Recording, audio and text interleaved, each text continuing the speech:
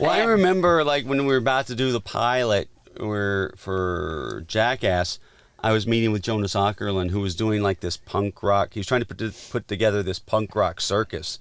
And I was like, Jonas, you got to meet my friend Steve-O. Like, he's a clown. He's very good. You know, we're about to do this pilot, but I don't think it's going to go anywhere really. So, like, it would be great for you to get Steve-O in your circus.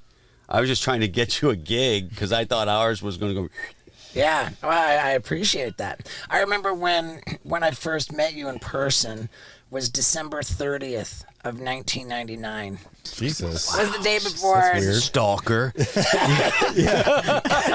was the day before New Year's. Day before New Year's, the big Y2K. And I had flown myself out to California to do my stilt stunt with the stilt costume on fire and the unicyclist and the skateboarder jumping off the roof of the house over my head through the fireball. And I thought I was trying to shoot a cover for Big Brother magazine, but when I got out there, you know, here's Knoxville and Tremaine.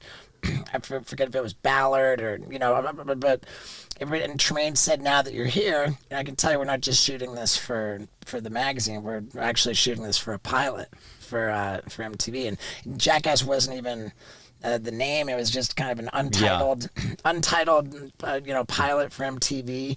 And you guys had no idea what it even was. I remember before my stilt stunt, like you and I sat down on like a couple bales of hay in the back of this house, and like you kind of interviewed me.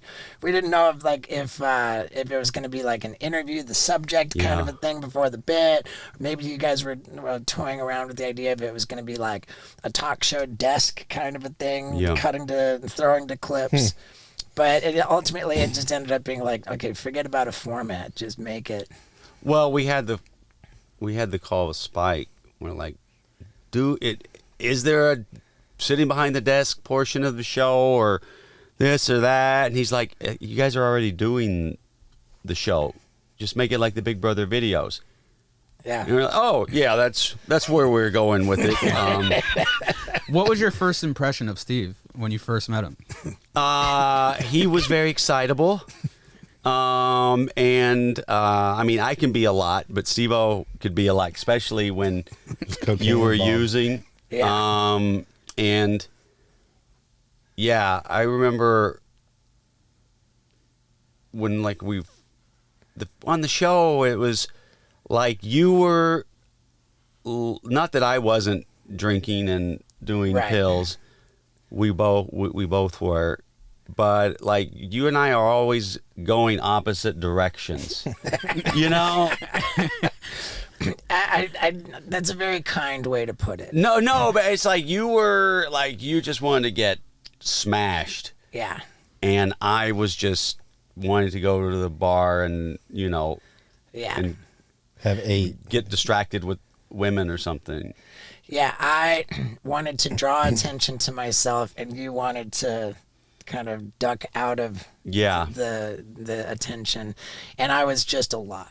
I was a lot. But you also knew that you were a lot. It's not like, and that goes a long way. Social awareness of like, knowing when people are getting uncomfortable. Yeah. At that time he couldn't do anything about it, but I mean he knew he was a lot, but he couldn't calm himself down. But then it's just like you just learned like that's how he is. He knows it, and you just love him. You know. There are times I remember just being like, just aren't like. I remember multiple times where you like not subtly, not slyly, like just put like pills in my food, or Oh yeah. Just like let me just stick 2 Xanax bars in Steve-O's sandwich right now, blatantly, like he knows they're there, but just make him eat these 2 Xanax bars just to try to get him to come down a couple notches, and even that wouldn't do it. One of my favorite moves with Steve-O, I walk up to him and I stomp on his foot. He go and then I pop up Xanax in his mouth.